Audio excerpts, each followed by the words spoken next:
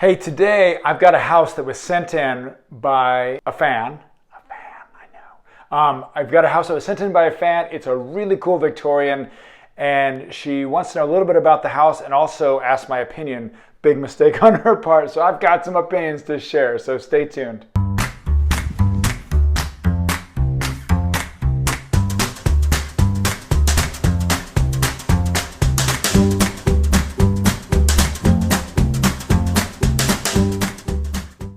All right, welcome back to 3 Minute House Review. I'm Archer, and I'm so glad you're here. So today, I actually got a letter on my Facebook page. So if you're watching on YouTube, I have a Facebook page called 3 Minute House Review. Follow me on Facebook too, and that way it'll show up in your news feed. And if you're just watching me on Facebook, you can also look at my YouTube channel, same name, 3 Minute House Review. So today, I've got a letter from Lisa in Illinois who has this amazing house, and she wants to know a little bit about it. She said, Archer, what type of house is this? When was it built? And then what do you think of it? Well, I've got some opinions, so let's dive in. So this is a late Victorian house, and I love these. I mean, they're so interesting. This is, late Victorian. Look how tall and narrow it is, like the massing of the house is very vertical. I can tell by the ranch house style here and whatever this is, that this is one of the older houses in this neighborhood, because this house, I'm gonna guess, unless it was built as kind of a strange, out of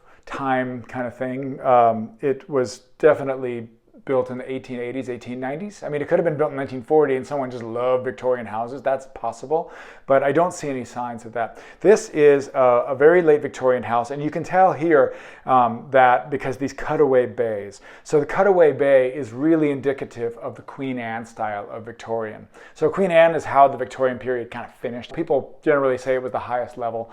So when most people think of Queen Anne style, this is what they think of. And this is a super intense Queen Anne. It's got a turret, it's got a cutaway bay, and this has the hipped roof, and then it's got this gable kind of thing, dormer that comes out of the hip roof. It looks like it's got one on the other side too. This is really intense. And so these kind of showboat Queen Annes are what people think of when they think of Queen Anne, but Queen Anne is a much more subtle, and it doesn't have to be so presented as this, right? This has got, it's got a round turret, it's got a conical roof with a funny little piece on top. It's got a ton going on. So this is not your house, I get that, but the DNA is there. Here's the cutaway bay that's so important to this style of Victorian. So where they leave the gable end and the roof out of it, and then they cut away and make half a hexagon here. So also asymmetrical. This is a little more symmetrical than most, which is interesting. But the fact that they have a conical roof and an open gable on this side or kind of break that symmetry. So anyway, there's not hard and fast rules when it comes to this stuff, because somebody designed this house like they didn't choose like a over-the-top Queen Anne, so they built a relatively normal Victorian house and put some Queen Anne style details on it. Because you asked me what I think of this house, I can't help but think, like, if this was my house, this is what I would do. So this garage definitely is the part that I mean, when I see the house from this side, I'm like, wow, that is so truly Victorian. I love that. But then it comes around this side, it's like, oh, it's pretty much Victorian, but the garage. So the garage, I live out west where there's a lot of volcanoes, a lot of erosion, a lot of landslides. And this looks like a landslide that slid down. There used to be something up here, and then it got really too rainy and it slid down, and that's what's left. So I think that if it was my house and I had to find an intervention for this to kind of restore it back, to make to bring back the glory of the Victoria, what I would do, make this feel like a different building. I would break the color so that the color was not the same as the house. Also, look how vertical these windows are. I mean, these windows make a line basically from the roof to the foundation. Line, basically, this shadow line's gorgeous. I mean, that's one of my more favorite details of the house. Around the front of the house, super vertical. You get this line between the windows here. Everything is just up, up, up, up. Really great, right? A little bit of a taller on top feel, just super nice. So going back to this then, that's true on this part of the house, but here there's really nothing that goes up. That's something that's working against you, honestly. Anything that highlights the horizontalness of this garage is working against the house in my mind.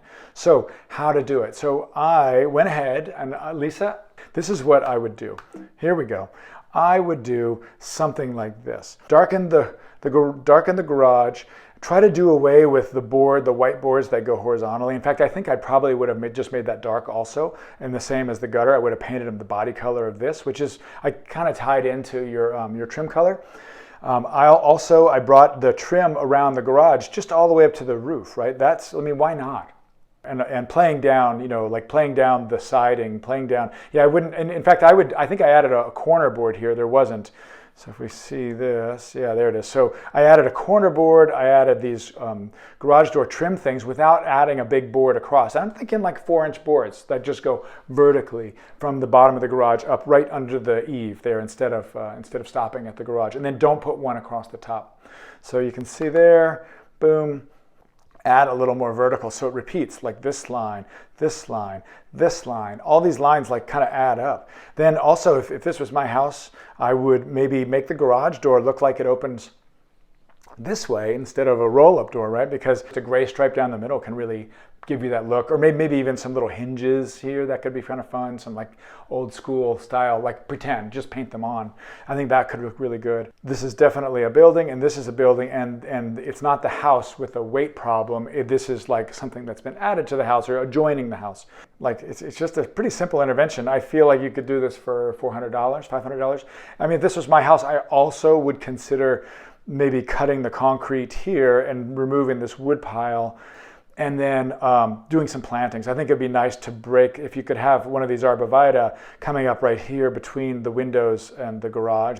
Also, it would just buffer this out a little bit. But this is great. Hopefully, like my suggestion, it's super cheap because it's just paint, and I think it really adds quite a bit of giving more respect to the verticality of the house you have going on there. It also decreases the mass. Having something you want to decrease, that's why they say if you want to look slimmer, you wear a black dress as opposed to a white dress. So that definitely works with houses too. So it makes it visually submissive to the house, and it doesn't take away from the house. I think the blue is a gorgeous color.